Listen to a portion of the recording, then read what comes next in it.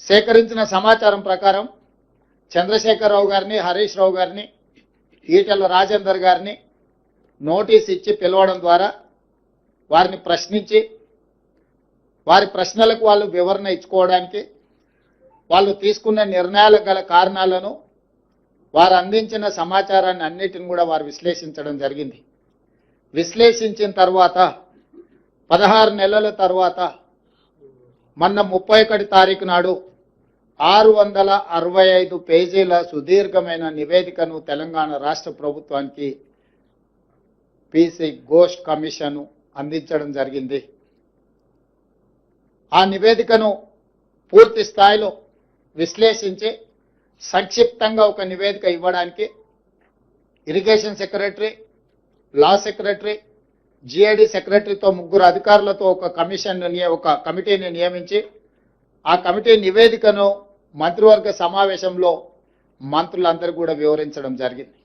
ఇదే కాకుండా 665 పేజీల కమిషన్ నివేదికను ఈరోజు మంత్రివర్గంలో ప్రవేశపెట్టి దాన్ని మంత్రివర్గ ఆమోదం కూడా చేయడం జరిగింది. వాటికి సంబంధించిన సమాచారాన్ని పూర్తి స్థాయిలో మీడియా మిత్రులకు చెప్పాలని మంత్రివర్గ సహచరులందరితోని పత్రికా సమావేశాన్ని ఏర్పాటు చేసి అందులో ఉన్న ప్రధానమైన అంశాలను అన్నిటిని కూడా సాగునీటి పారుదల శాఖ మంత్రివర్యులు ఉత్తమ్ కుమార్ రెడ్డి గారు మీకు సుదీర్ఘంగా వివరించారు.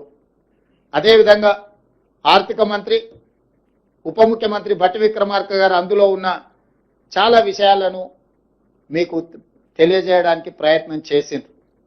వీటి నేపథ్యంలో ఊరు మార్చి, పేరు మార్చి, అంచనాలు మార్చి, అవినీతికి పాల్పడి అక్రమాలకు పునాదులు వేసి నిర్మించిన కాళేశ్వరం ప్రాజెక్టు ఈరోజు కూలిపోయింది.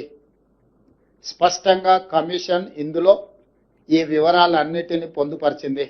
దానికి సంబంధించిన ప్రజాప్రతినిధులు, ఐఏఎస్ అధికారులు, ఇంజనీరింగ్ నిపుణులు, నిర్మాణ సంస్థలకు సంబంధించి పూర్తి వివరాలను విశ్లేషణాత్మకంగా వారు రిపోర్ట్ ఇవ్వడం జరిగింది. ఈ నివేదికను ఈరోజు మంత్రివర్గంలో ఆమోదించడమే కాకుండా రాబోయే రోజుల్లో శాసనసభలో ప్రవేశపెట్టి అన్ని రాజకీయ పక్షాలకు వారి అభిప్రాయాన్ని చెప్పే అవకాశం కల్పించి, including leader of opposition the then chief minister Chandrashekar Rao గారు, ఆనాటి సాగునీటి పారుదల మంత్రులు, ఇతర మంత్రులందరూ కూడా ఆనాటి మంత్రివర్గంలో ఉన్న వాళ్ళందరూ కూడా వాళ్ళ అభిప్రాయాలు చెప్పడమే కాకుండా చట్టసభలలో, శాసనసభలో కావచ్చు, శాసన మండలిలో కావచ్చు, ప్రజాప్రతినిధులు స్పష్టంగా ఈ నివేదిక పట్ల ఒక అవగాహన తెచ్చుకోవడమే కాకుండా వాళ్ళ అభిప్రాయాలను స్వేచ్ఛగా చెప్పడానికి అవకాశం కల్పించాలని ఈరోజు మంత్రివర్గ సమావేశంలో మేము నిర్ణయం తీసుకున్నాం.